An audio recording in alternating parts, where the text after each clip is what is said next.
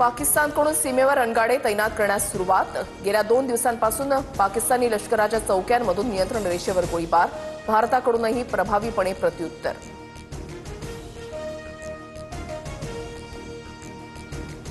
जम्मू काश्मीरच्या कुपवाडामध्ये अतिरेक्यांचा स्थानिकांवर गोळीबार। एका नागरिकाचा उपचारादरम्यान मृत्यू। पहलगामनंतर हल्ल्याची ही 5वी घटना।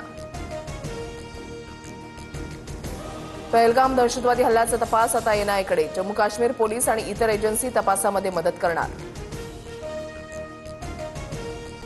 पहलगाम हल्ल्यानंतर जम्मू काश्मीरमधील संशयित दहशतवाद्यांना सैन्य दलाचा दणका। आतापर्यंत 10 दहशतवाद्यांची घरं उद्ध्वस्त। पहलगाम हल्ल्यानंतर प्रत्येक भारतीयाचं रक्त खवळलंय। दहशतवाद्यांना कठोर उत्तर देऊन सर्व पीडित कुटुंबियांना न्याय मिळवून देणार। मन की बात मधून पंतप्रधान मोदींचं आश्वासन।